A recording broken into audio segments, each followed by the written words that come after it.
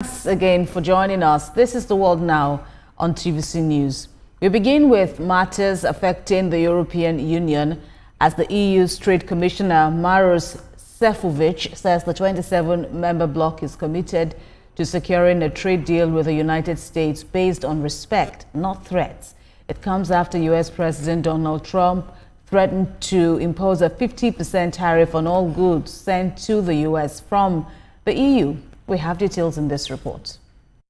Thank the Polish presidency. Speaking after a phone conversation with U.S. Trade Representative Jameson Greer and Commerce Secretary Howard Lutnick, the EU's Trade Commissioner Maros Sefcovic says commerce between the EU and the U.S. is unmatched and it must be guided by mutual respect, not threats, because the EU stands ready to defend its interest.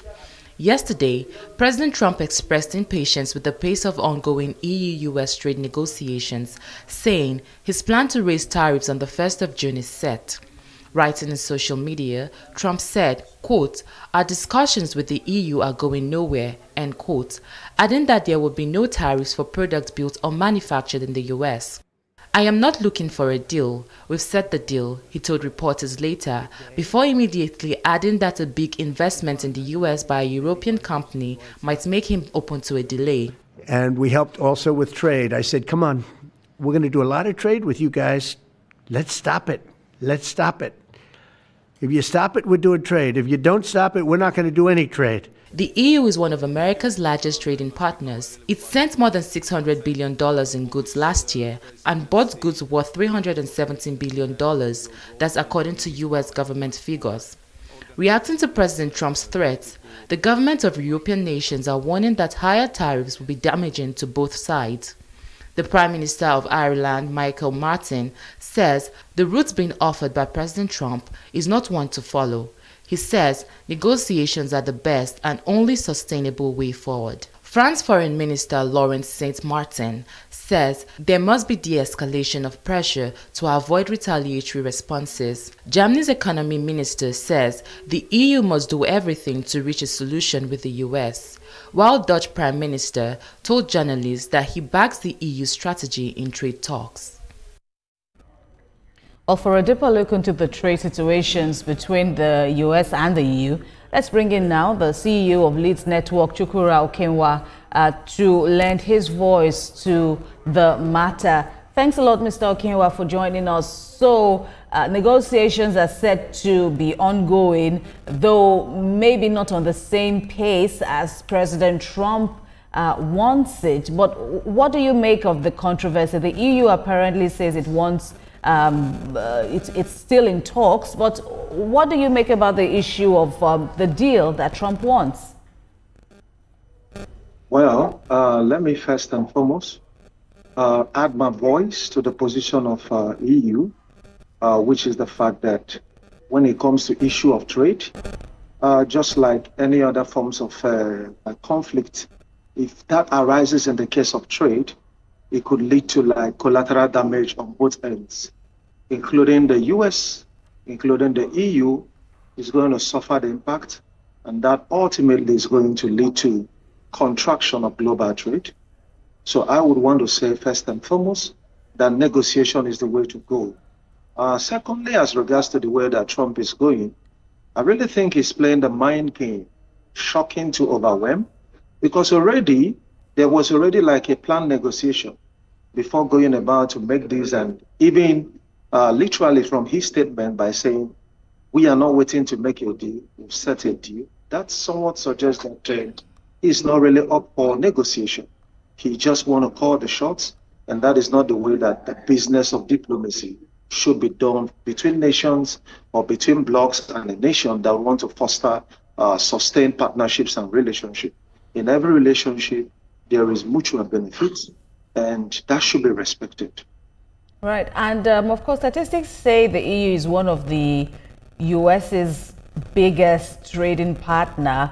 But as it stands now, do you think that these talks should continue to be between the EU bloc and the US, or do you envisage that it will ultimately come down to country by country holding talks with President Trump?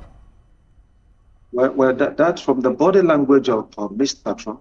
That seems like what he wants, because when you come like in the EU, among the 27 nations that make the EU, certainly not all are on that level of capacity level of being to contribute immensely to this trade that happens between the US and the EU.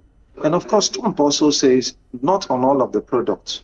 So what Trump strategically seeks to achieve through the tariff is to de-incentivize the importation of like things like steel, aluminium, and give a more enabling environment for US to provide like enough alternative for the US market. But also like the Trump also says something, he said, well, if we see like a big company from the European Union that want to invest into the US, that is going to delay like the set tariff that we've already set in place to start as it went due. So at the end of the day, what I see this happening is that this might get to the point where every nation has to now negotiate based on, the volume of trade and the volume of interest they have been contributing to this partnership and this collaboration that has been happening. But EU, being a union, have always stood for one another, not negotiating as one country. They understand the need to foster that common front so that they can be able to engage with a very great nation and big economy, and of course the biggest economy like the United States of America. If they eventually fall for what Trump wants, which is to get them one after the other, right? Negotiate with them. It's really going to be like quite injurious to the EU economy, to those individual countries. So it's good they negotiate as a common front, not as different units. Right, and then let's also look at what African leaders can gain from all of this.